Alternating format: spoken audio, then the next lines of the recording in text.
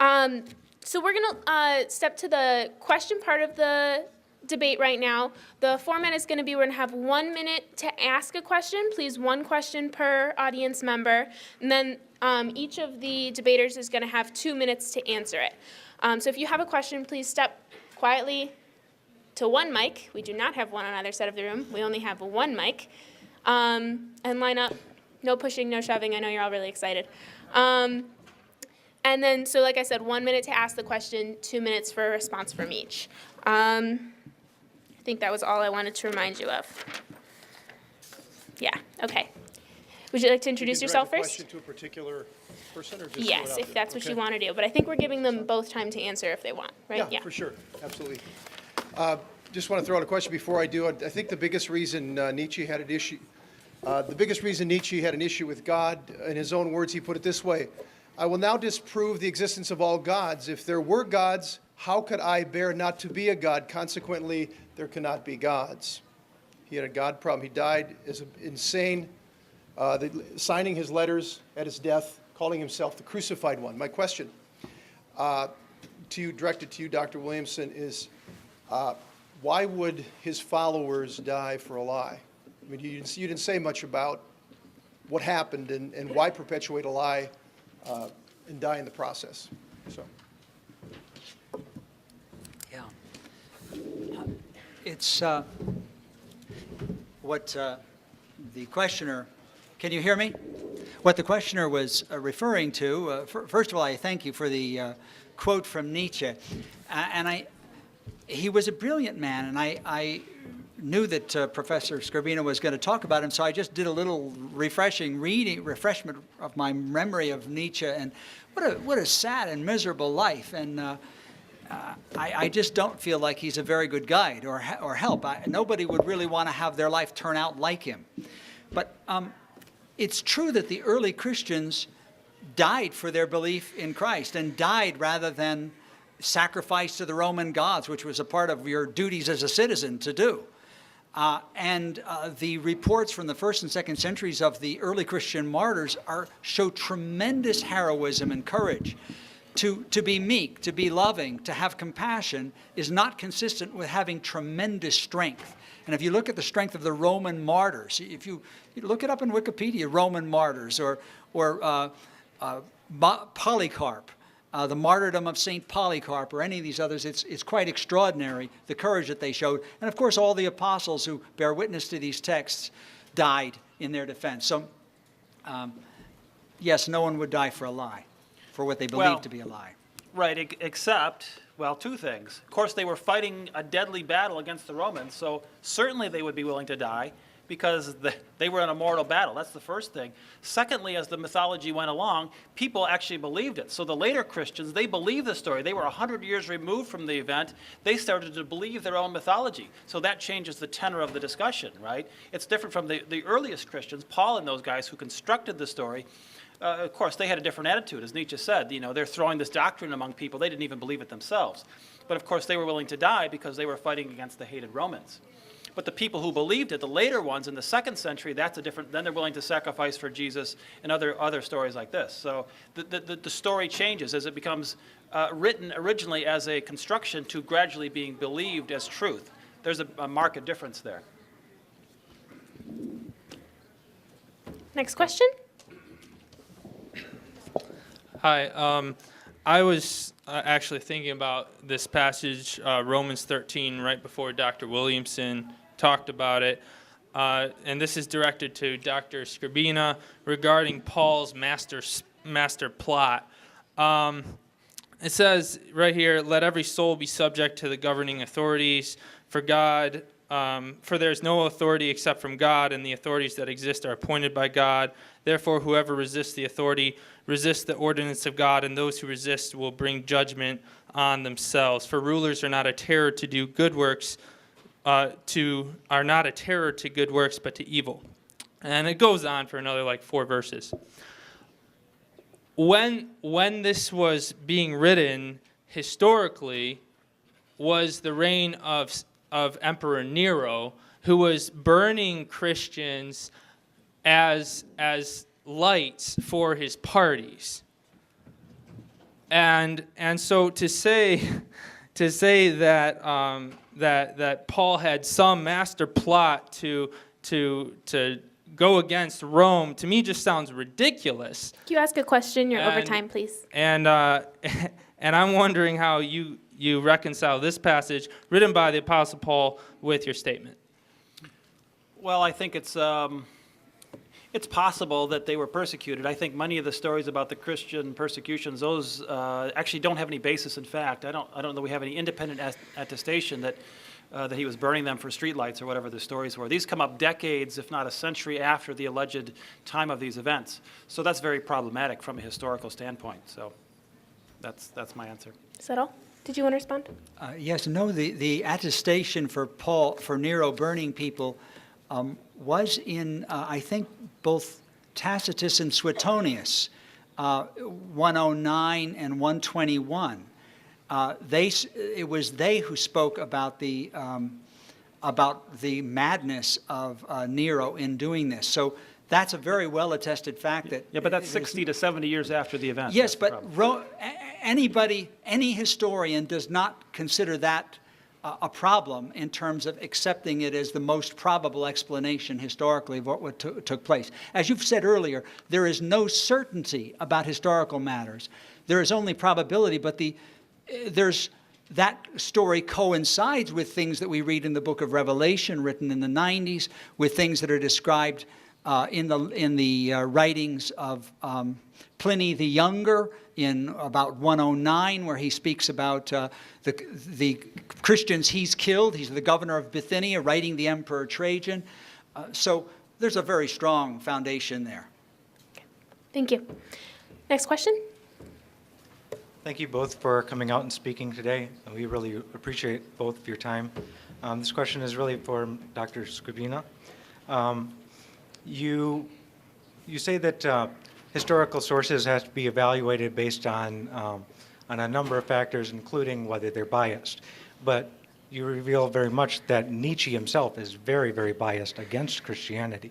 He doesn't present an objective, reasoned, and unbiased portrait of Christianity. He has a very strong opinion against it. And for someone who's convinced that Paul was perpetuating a religion of hatred, he's talking about somebody who spent an awful lot of his time talking about love, about forgiveness, about living a different, much, much more difficult morality. And you also said that Christianity does not value life, that the ultimate goal is the eternal life. Please ask a question. You're Okay. over time. So if Christianity doesn't value this life, why does Jesus always uphold the old law and the commandments not to kill and not to sin against neighbor? Thank you. Yeah, a couple quick comments. I mean, it's not really correct to say Nietzsche was biased against the Christians. Obviously, he did not like them. But again, that's not a bias, okay? So in fact, I just talked about this today in my philosophy class.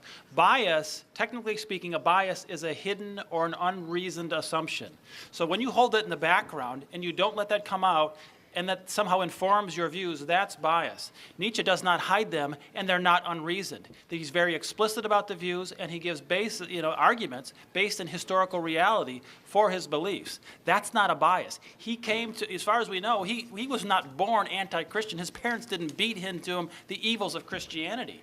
He studied history, he looked at the flow of events, and he came to a conclusion that this has been a disaster for Western civilization. You can't call that bias. That was just his conclusion. The focus on love that we see in Paul and Jesus, that's a very specific kind of love. That's loving us. Paul and the Jewish conspirators say, love us. Don't love the Romans, love us. That's where the doctrine of love comes from. Did you want 2 minutes to respond? No. Okay. Next question. Hi, I'd like to ask Dr. Williamson to comment on the earlier comment that was made that if we have fault or sin, that it's God's fault. Mm-hmm. Well, the Christian explanation of fault in the human race is the story of the fall. And while that story I don't think is a sort of literal description of what happened, it tells us in a sort of symbolic, historical way that it was choices of human beings that introduced evil. This is or that are responsible for the power of evil over human beings. That the theology of the Bible is that when God made the world, he made it perfectly good. But he did allow a test for the human race. He allowed there to be the tempter in the garden, and was wanting to see how human beings would respond, inviting human beings to make the right response. Adam and Eve made the wrong response, according to the biblical account, but Mary and Jesus made the right response of faith and obedience.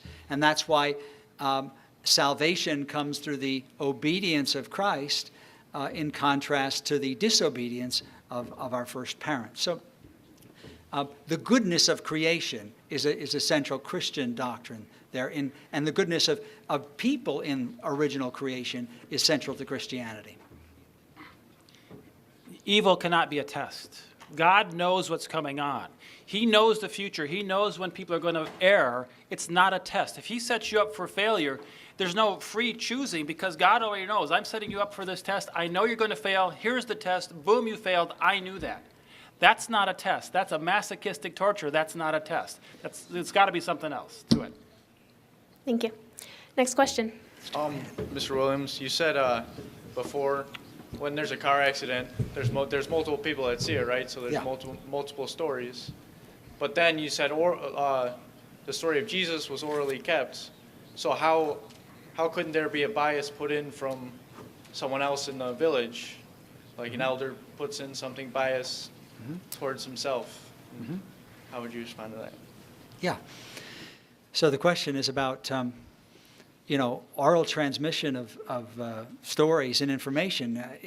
Can the bias of the particular teller of the story enter in there? And of course it can. That's where there's a kind of whole science of oral history, where they've studied how that's happened, not just about Christianity, but in tribes all over the country, all over the world. And they've found that the communities tend to correct what's going on. Now, in the early church, where you had a network of communities in different cities, there was a way in which the story could be corrected not only from within a local community, but from other communities. If people started telling a story of a different kind about Jesus, that was somehow contrary to the stories that they knew, that weren't consistent with them, there would naturally arise a rejection of that story. It's interesting, we have this phenomenon in the 2nd century when you have the Gnostic Gospels and these other stories that are talking about Jesus, but they're saying completely different things. And the Christian community reacts and says, that isn't it. That isn't the true Jesus. That isn't the Jesus of our tradition. That isn't the Jesus of the Gospels we have. There's a line from the Gospel of Thomas. Well, I don't have probably time to tell it. I didn't mark my watch. I still have a second. Let me see if I can find Gospel of Thomas here. I have a great quote there. Read the regular Gospels, any one of them, and then read the last couple lines of the Gospel of Thomas. You can find it online. Simon Peter said to them, "Make Mary leave us, for females don't deserve life." Jesus said, "Look, I will guide her to make her male, so that she too may become a living spirit resembling you males. For every female who makes herself male will enter the kingdom of heaven." Now, a Christian hearing that, having read the rest of the gospel, says, Tilt, that doesn't sound like the same Jesus. I don't think that saying is from Jesus. And this is the kind of response of the Christian community to the inconsistent passing on of stories. Thank you. Except they 2 made that minutes. decision after several hundred years. The lost Gospels of Jesus comprise a book that's about as thick as the Bible. That's how many false Gospels, false letters, and false attestations are out there in history. For hundreds of years, people thought they were true. Somebody around in the year 350 decided that certain of these will count and certain of these others we're going to keep. That they made a decision back then. People believed those for decades and centuries. On the oral issue, that's a separate problem in itself. Even if we believe that the Gospels are written down and based on an oral tradition, everybody knows what happens in an oral tradition when you pass along something that it's a story that you've heard that you tell to someone else. When you tell somebody who tells somebody who tells somebody, what happens to the oral story? It gets a little bit better, a little bit juicier each time. So we can imagine that happened over 30 or 40 or 50 or 70 years, that the story got a little bit better, a little bit better, a little bit better. By the time we come along the year 80 or 90, it's a really good story. We're going to write this one down. That's the story of Jesus, and he's working miracles. Maybe it just started out, he was just a great guy. He did wonders. He was a wonderful teacher. Oh, he did wonders. Oh, he performed wonders. He raised people from the dead. You can imagine how that would change over time. It's not hard to imagine how that goes. Thank you. Next question. Yes. Earlier, Dr. Williamson was talking about Nietzsche and trying to discredit his view, or not discredit per se, but and you gave us a few quotes and things to support that. One of them was a quote from, or something that Jesus supposedly said, "My kingdom is not of this world." If that's the case, does that statement itself not support the view of Nietzsche, saying that the use of an afterlife takes away from the focus on this life by saying that there's a kingdom that's not of this world? Yeah. Thank you. Appreciate that question. This has been a criticism of Christianity, raised by many, that our belief that this world in which we live is not going to continue forever, that it's going to come to an end one day, and that there's going to be a new world, a new age, the kingdom of God, where Christ and God dwell among his people, and we have a completely different kind of reality, is something that will make people not be interested in this world. And there are some Christians who I think have had too much of this it's all in heaven kind of perspective, which is not correct. But the teaching of Jesus and the teaching of Paul and the teaching of the whole of the New Testament is very much oriented to life in this world. In fact, whenever the New Testament speaks about the basis of judgment, how we'll be judged as to whether we get to live in that world with God, it has to do with our conduct in the here and now.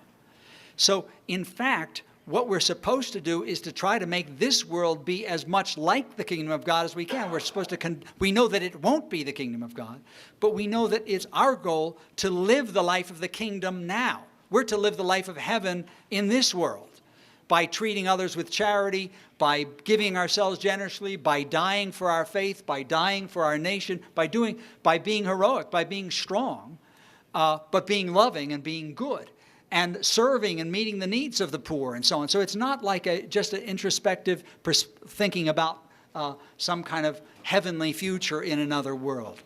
With the 25 seconds I have left, I just want to say, on the issue of oral tradition and oral history, it's not like the so-called telephone game where one person tells something, another tells something, and the story changes.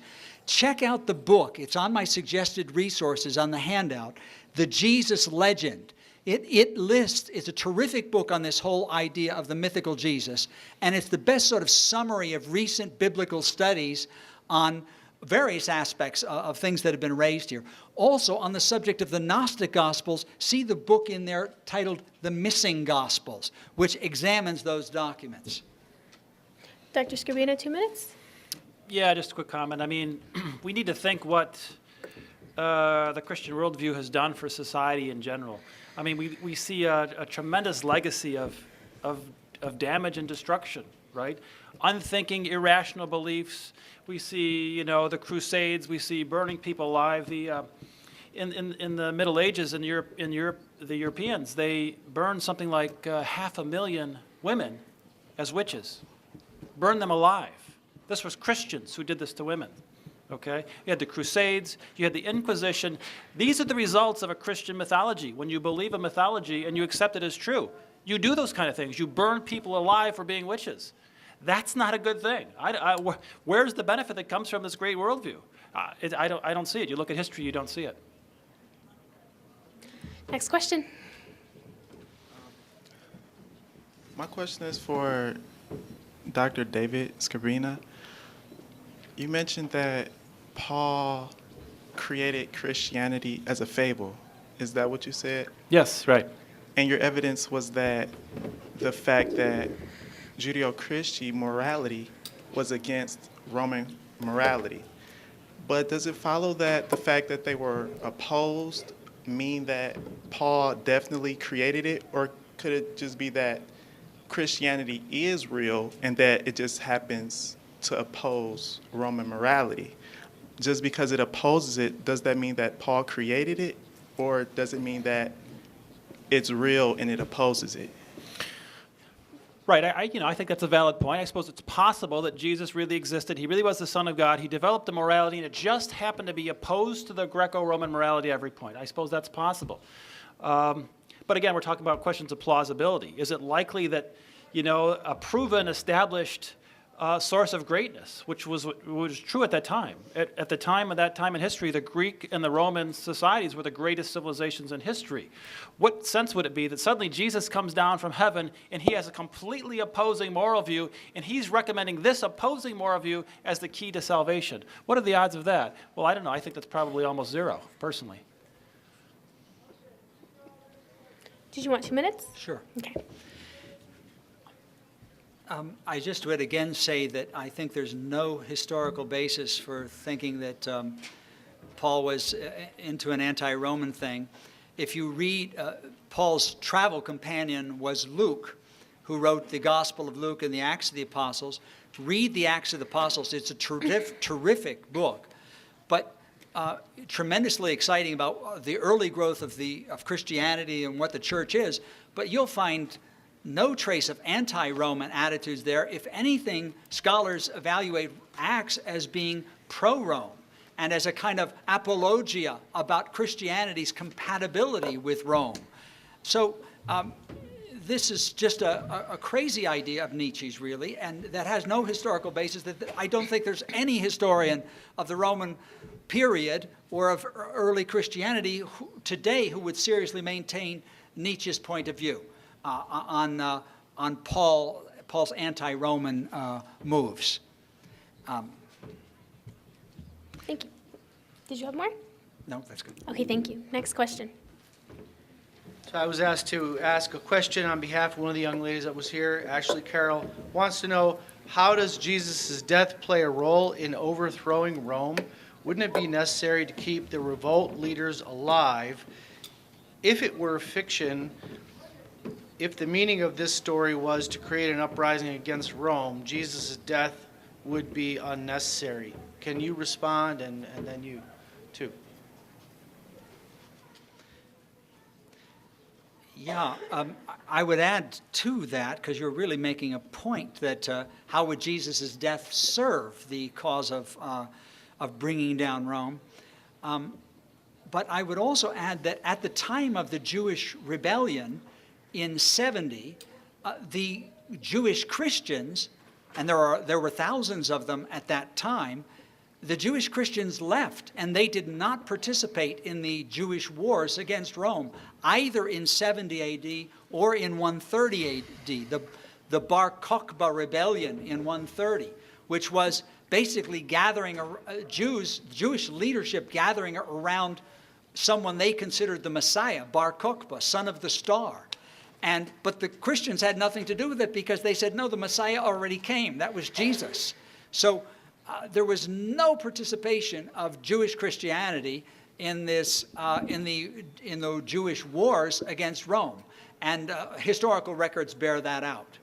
The Jewish Christians left Jerusalem and they fled to a city named Pella before the Roman armies came, guided by a prophecy. By the way, there is a point to God's communications to us, but it is not a matter of him telling us the answers to mathematical problems.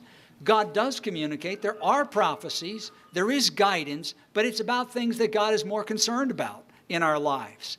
And God isn't maybe all that interested in trying to reveal, the answers to sort of unsolved mathematical questions. He works with the human race in a different way than that. We can't make God jump through our hoops in terms of communication. It's a matter of learning what he wants to guide us about. Thank you. He's a shifty character, that God. Did you want 2 minutes? Yeah. Yeah, I mean, it's kind of interesting that God really cares about us, and he only gives us these subtle little hidden, almost imperceptible clues, and this is the best that he can do, right? I mean, this is really a strange situation. I mean, for everybody. It's not like just for you or just for some of us. It's for everybody in all of history for at least 2,000 years. All God can give us is these subtle little clues that, yes, he's somehow hovering in the background, and he's really concerned about this. This doesn't really make any sense. But the point about Jesus' death, it was absolutely central to Paul's plan. He had to have Jesus die. He had to have a story about the afterlife because that's how he was going to convince the superstitious masses to come over to his side. In fact, as I describe it in class, it's basically a carrot and stick approach. He had to have the carrot of eternal life and the stick of hell to convince people that their story was the right story. So the Jesus death was absolutely essential to the plan. How else are you going to convince people? You can't just say, hey, masses, come over to our side. You have to say, no, if you don't come over to our side, you're going to hell. And if you do come over our side, God will love you and he'll take you to heaven. That was an essential part of the story. That's the answer to that question. Yeah. Next question. I would just like to talk a moment about Christian hypocrisy. First of all, I think it's kind of ironic how things like an eye for an eye is in the Old Testament, I know, and then turn the other cheek, and how we are, as Christians, you're supposed to deny worldly pleasures, and but in the afterlife, the streets are literally paved with gold. Just wanted to point that out. But I wanted to ask a question to Dr. Peter Williamson. How can Christianity compete with a new morality of science? Because we had about like 1,000 years of Christianity, and during that time it was the greatest disparity of wealth between poor and rich. And democracy wasn't reintroduced until basically our founding fathers wrote the Constitution. So we have all these competing moralities now in science. My niece has epilepsy, and God cannot tell me why she had epilepsy or why she suffers from auras. Science can, and not only can science tell me that why she has it, how she has it, but how it can be cured. Well, you said a lot of things there. It's a little hard to know where to grab a hold of that question. Let's start with your niece. What Christianity teaches, what the Bible says, what Christ says, and what Paul says is that there's going to time. Well, is that the evil that's in the world, the sin and the darkness that's in the world, including sickness, is somehow a result of our fallen condition, and that when Jesus came, what he did was he brought healing. And actually, he healed a lot of epileptics. Are you saying that my niece's sickness is a result of our... Not of her personal sin, but of sin in the human race. Adam and Eve's. Honey, he has 2 minutes, so let him answer. Yeah. Sorry. So what Jesus did, the reason when he proclaimed the kingdom of God and he healed, and what he was doing by his healings was he was showing this is what the kingdom of God will be like. This is what God has in store for us. So it doesn't mean that all sickness gets cured. Now, there is a lot of sickness in this world that gets cured, and I have some stories of some people who are in this room of sort of many examples of healing that are taking place right today. So God still does heal to go those signs of what the kingdom life will be like. Now, what you were saying, what about... Can you point out specific Please don't examples of interrupt the those healings? debaters. Can you point out specific examples? Please don't interrupt the debaters. He wants me to share an example of a healing, so I have a little something, if I can find it, from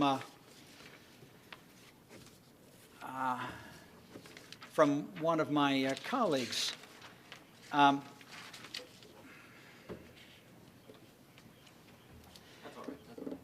Okay, look, she's here, Dr. Mary Healy. She's a colleague at my seminary. She went on a sabbatical last semester to investigate signs and wonders and healings and so on. She went to Brazil with a group of people.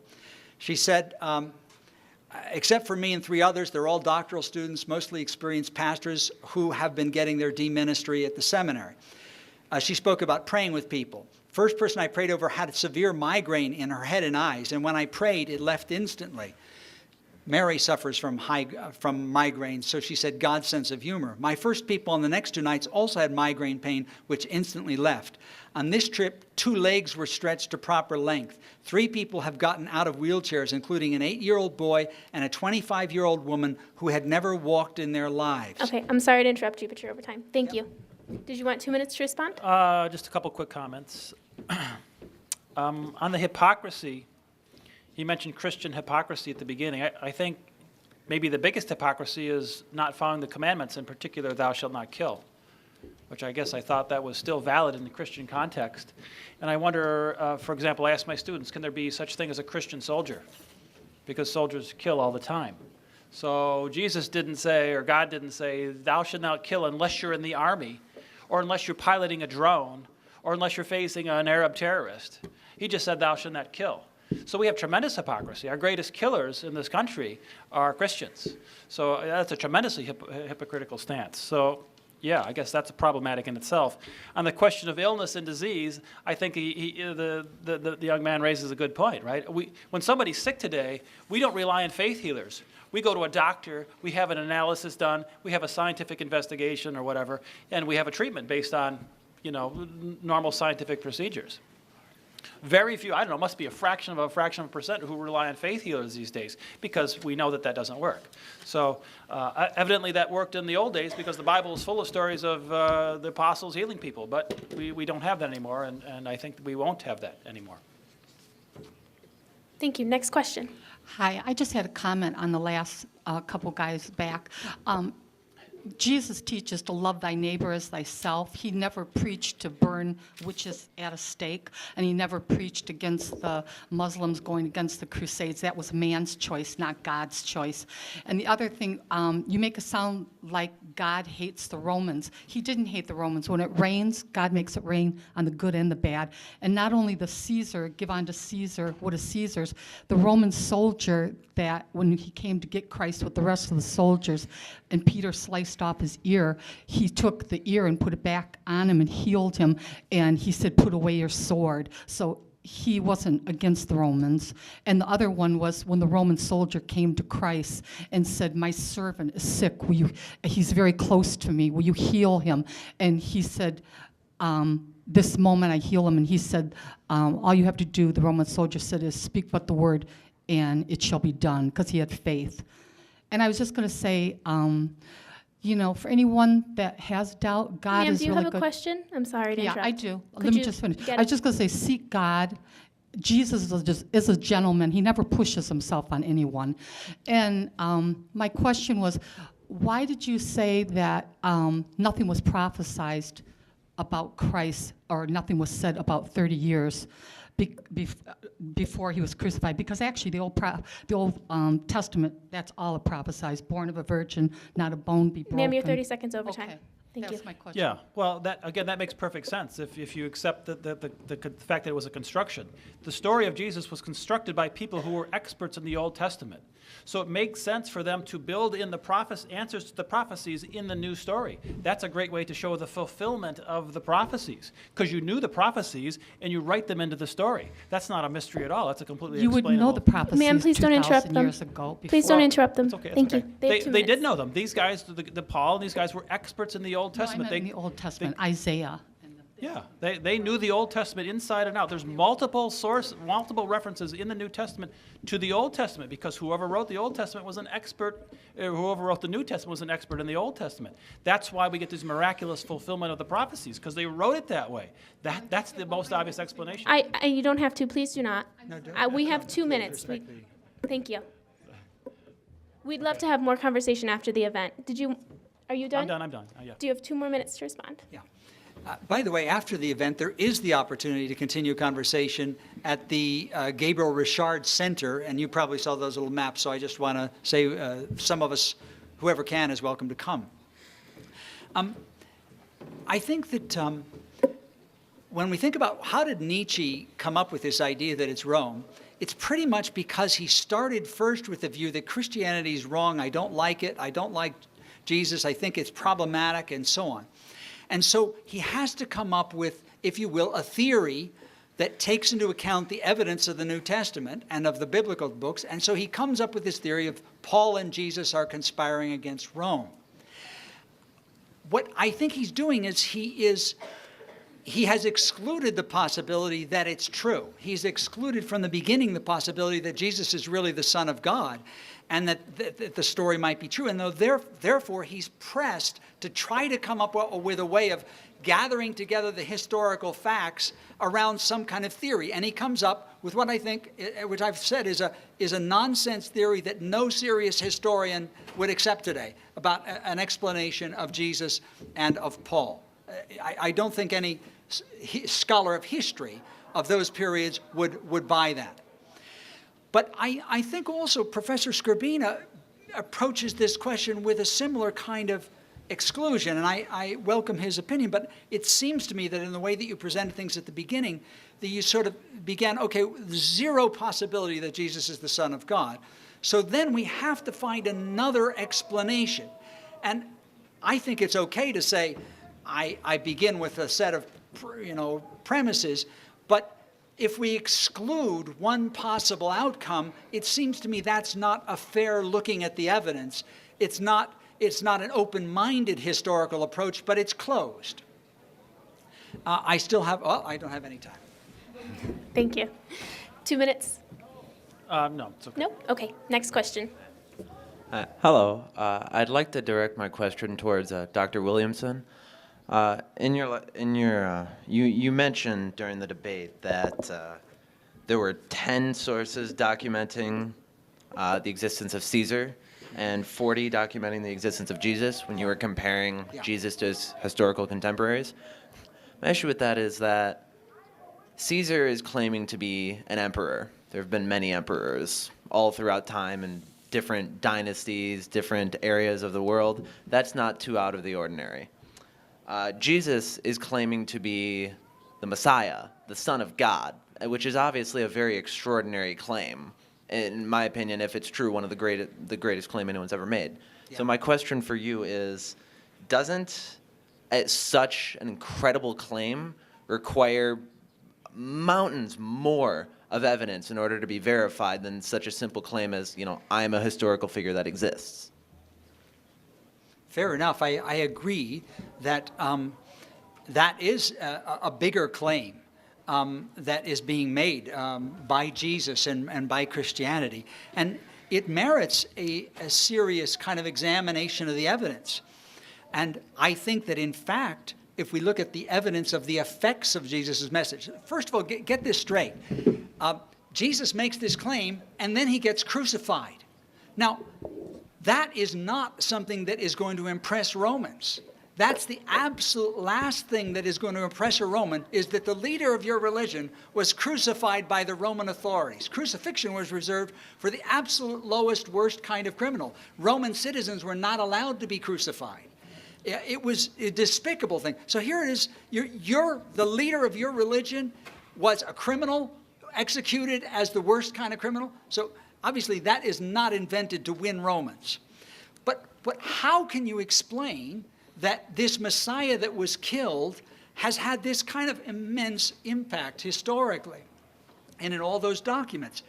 There were lots of other messiahs, by the way, who did claim to be Messiah, got killed, and we've never heard about again, or they're mentioned in the New Testament, actually. So what's extraordinary is the evidence for Jesus' resurrection. The 500 people who saw him, the apostles who saw him, and then the transformation in those people, the power of their miracles, the power of their preaching, the power of their conviction persuaded the world. Changed the world from being, this is a minor persecuted Jewish sect, to becoming the dominant religion of the Roman Empire. An extraordinary historical achievement. And yes, as we look back on it, we're not necessarily convinced because there's much more data on Jesus than on Tiberius. That doesn't prove Jesus is the Son of God, but it makes you at least say, how come this one person who was killed by the Romans, that's the one thing we know really well historically from all the ancient sources. Dr. Williamson, you're over time. Thank you. Thank you.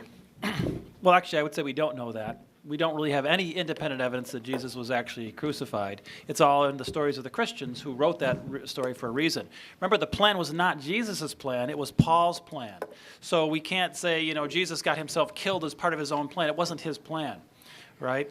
But it's absolutely true. You know, you make an extraordinary claim, and it does require extraordinary evidence. And the fundamental fact, which we cannot get around, is we have 100 years, the first 100 years of the Christian century, we have no evidence. No one wrote about it except Paul in a few letters and some anonymous authors of 4 Gospels. We had 9,000 people who ate those fishes and the loaves. None of those guys bothered to write anything that survived. If they did, why did God let that go? That would have been a great independent justification for the miracles. But God let that vanish to the dustbins of history, and he let those things vanish away. He must have done that on purpose, because he clearly could have kept those. He let all the evidence just filter away, because there's not a shred of evidence for 100 years that anything that's claimed to happen actually happened. That's an inexplicable fact when God is up there managing the whole process. There's no explanation except that it didn't happen.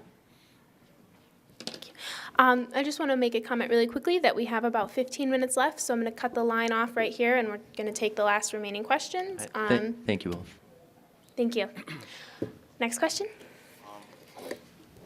One of the things that caught my attention was from you, Dr. Williamson, is that you said that the world needs God because, you know, someone that is not religious or does not have a belief in God cannot have, or someone that would hate compassion or hate good things or hate love. Why do you feel that one needs a God or a religion to uphold these things, and they can't be just a good person that does not hurt another individual without the process of religion?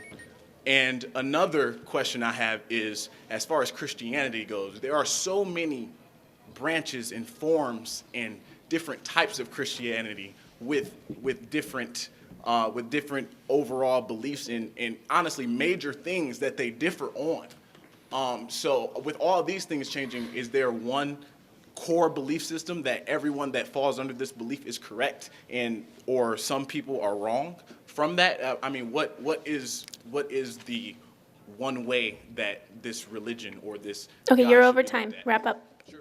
Thank you.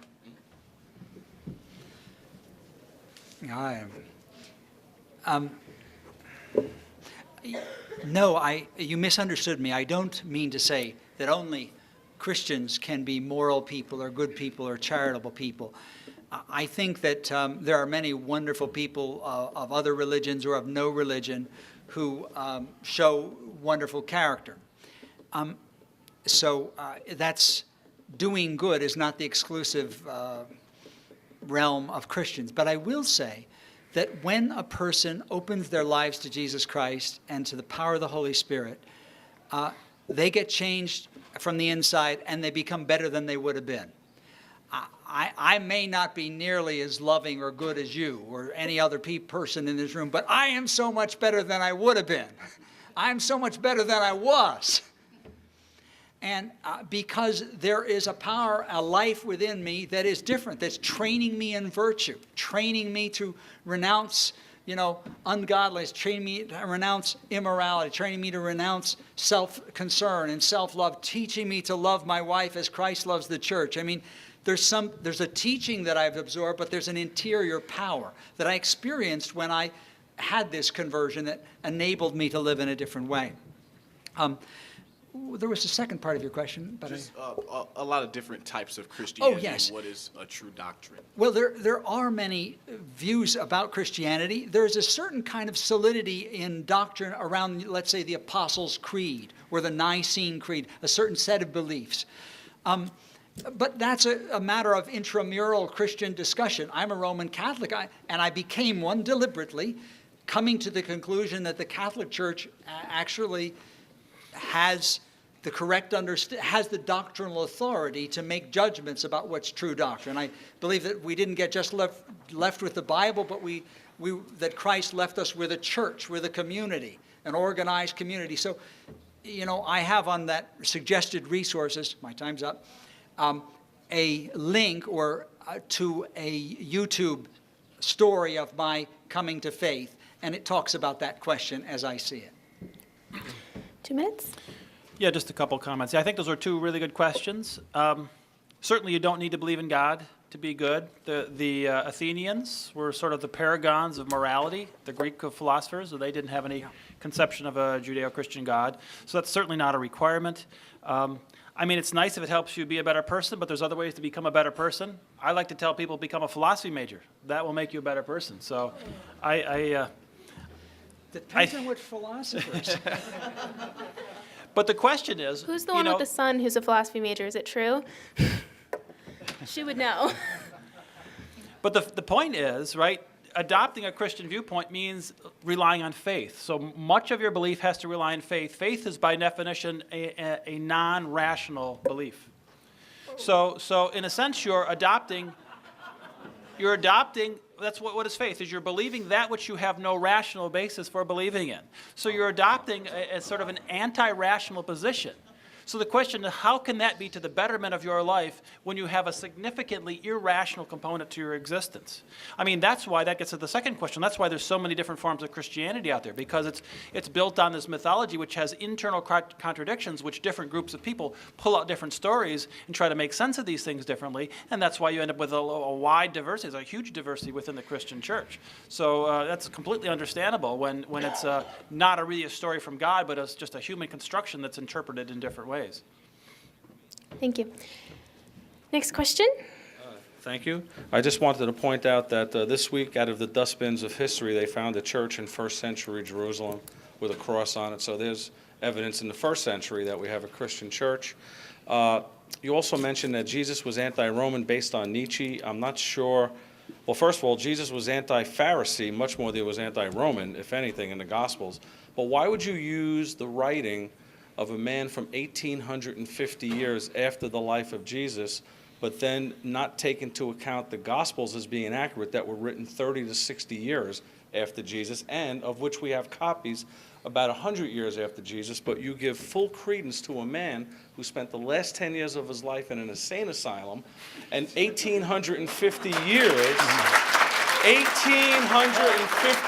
afterwards, why is that good evidence for a made-up story? Well, I don't think we can hold against the poor man that he had a neurological disease which caused his death. So I don't think we can hardly hold that against him as an intellectual failing. But the fact is, it's not only Nietzsche. There was a whole series of scholars. I mean, I'm picking Nietzsche because he's giving the bluntest, most forceful presentation. But there were other people. Albert Schweitzer said, Jesus was a mythological sort of story. There were people before Jesus. Another 1900 Guys, years please don't after interrupt the Jesus. debaters. We tend to rely on recent evidence, historical evidence, archaeological evidence, which only exists in the last 100 years or so.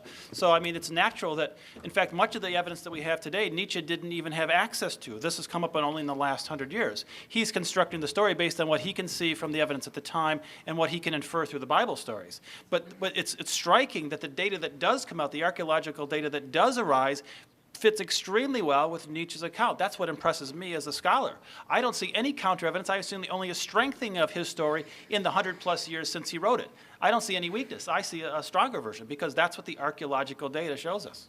But you made the case that 60 years was too long. That was your case.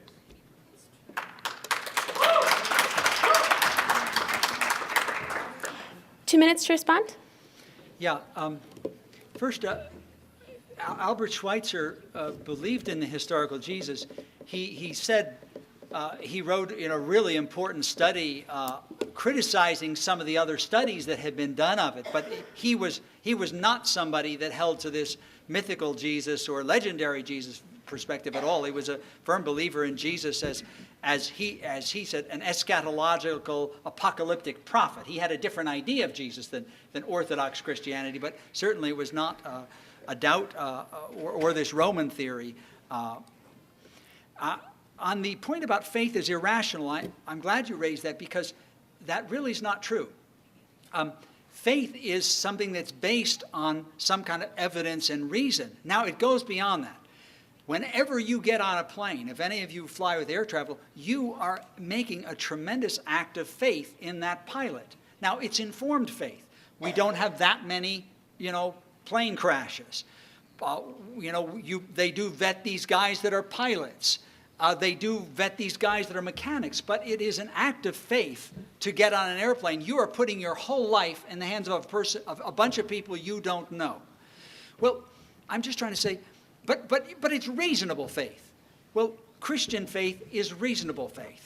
We've got lots of information. We've got the claims of Jesus. We've got a historical testimony. We have people who've passed this on to us. We have Mother Teresa. We have people, who exempt Christ, Francis of Assisi. We have people who we admire, who attract us, and we take a step. It's not a blind leap, but it's a step of entrusting ourselves to God who reveals himself to us. In my own experience, that surrender came when God somehow made himself known to me and present to me.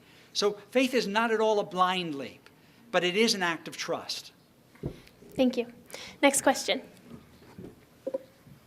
I'm a philosopher. I don't know if that makes me a good person or not, but I'm a philosopher. And so I'm a little bit disturbed at a lack of intellectual honesty on your part. Here's why.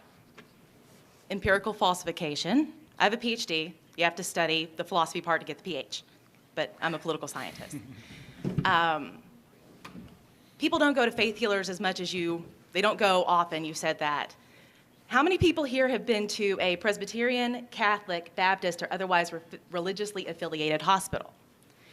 You have made very absolute statements that you cannot make because always, never, only, every. We avoid those because I just have to give one example and that throws off everything. You could have intellectually, honestly made a statement, and you had me before you went into the bigotry of Nietzsche. You had me. I was actually intrigued, and I wanted to look into this theory you had.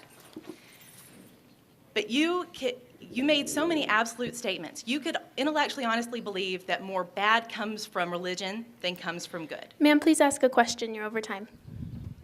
Do you deny that good has come from Christianity forming the Ivy League as a charitable endeavor, forming hospitals? Okay, thank you. 2 minutes. Yeah, well, I think, you look over, obviously individual Christians do individually good things. So I'm not being that kind of a blanket statement where they all are doing bad things. So obviously it's possible to. So, but you look at collective results, the collective results of a society that's based on Christian worldviews, and you look at the historical record of Christianity, and it's the story of persecutions and condemnations and stake burnings and inquisitions and so forth. So it's a terrible. It's a terrible story of suffering. Religious suffering in general. It's not. I don't want to pick on only the Christians. Obviously, it's going on today in Islam and other religions. So it's a story of religion in general. When you adopt irrational, superstitious beliefs as truth, you do bad things, and that's why we have the vast majority of wars in history have been religious wars. So I don't want to say every war. Okay, I'm not trying to make too many blanket statements, but the majority of wars in history have been religious-based wars based on false superstitions, and that leads you down to a bad path where you will do bad things, and that's the bulk of the story of the Christian West in our civilization. Thank you. Response, 2 minutes? Yeah. Okay. Dr. Skrbina doesn't do justice to the tremendous contributions of Christians and religious people, but especially Christians, to Western civilization in terms of the hospitals is one. The whole invention of hospitals really arose from within Christianity. And that's why there are so many religious Christian hospitals now. The abolition of slavery, a kind of tempering of the evils that characterized the Roman Empire, something that Christianity brought about. The Roman Empire was a pretty fierce, nasty operation. The virtues that Nietzsche admires don't necessarily make for people who build hospitals. There's something quite opposite there.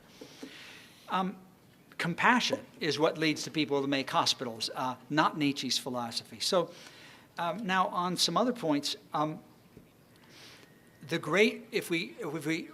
people often make accusations about religious wars, and certainly religions have been responsible for wars.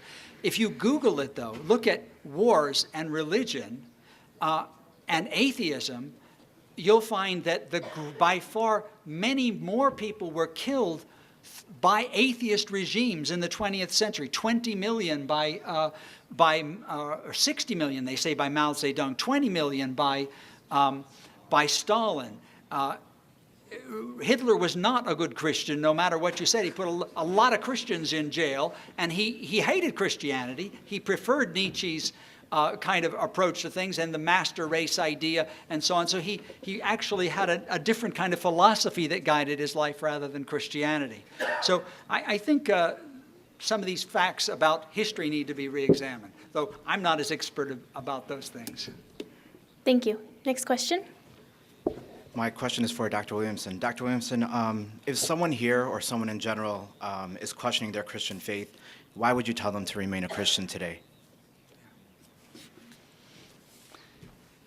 Above all, because it's true. And if they're having trouble, my advice is basically pray, ask God to reveal himself to you, and seek out Christians, seek out people who have a real relationship with God and seek their help. Seek their prayers. I'd also say read the Bible itself, because there is a kind of nourishment that comes to us through this book. My wife is here, and about the same time as I was a student experiencing being drawn to God, she was a graduate student, doctoral student at the University of Michigan in comparative literature. And her next door neighbor was a drug dealer, and Marcia liked him, a friendly guy, but he basically took the attitude of, don't be dumb, look after number one. Take care of yourself, that's all that matters. She was an atheist at the time. Although she'd been raised religious, she'd fallen away from her Christian family upbringing. Didn't have a very positive experience of that Christian family upbringing, Catholic upbringing. But so she tried to argue with him, tried to say why a person should be good. Why should we be nice? And she realized that without any belief in God, she didn't have a very strong argument against this guy who was taking a Nietzsche position, saying, just look after yourself, be strong, don't be sympathetic with other people. And so she basically said, this is my wife, she says, I'm going to stay in my apartment until I know the truth. I got a bunch of books on the wall, I'm going to read them. So she just started reading books, and I don't know how many days into it, she reached the Bible, opened it up, and read something there, and she said it was like a trumpet said the word. She all of a sudden knew the truth. And there is a way in which God is willing to reveal himself to us if we seek him. He wants to make himself known. So say, God, if you exist, show yourself to me. And then seek out other people and check out the book. Thank you. Did you want to respond to that, or? Yeah, quick response. I guess then that'll be it. Okay. Yeah, I think it's a good question. Why remain a Christian? I think the answer is probably there's no good reason to remain a Christian. I mean, you're basically, as I said, I think it's accepting a fable as truth. It's living a lie. It's allowing irrationality to play a large part in your life, and that's going to lead you to trouble. I think that's the problem. It's not a choice of being a Christian versus being a self-centered atheist type.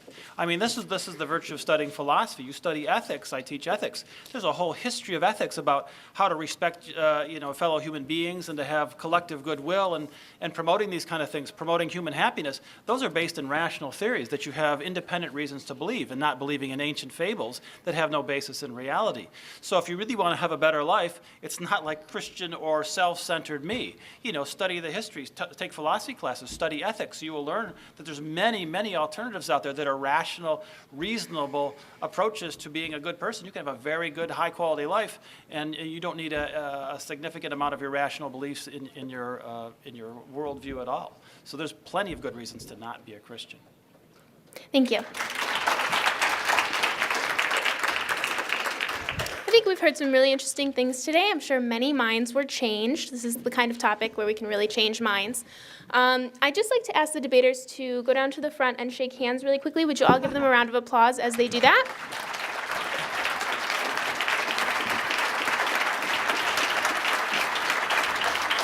Keep going.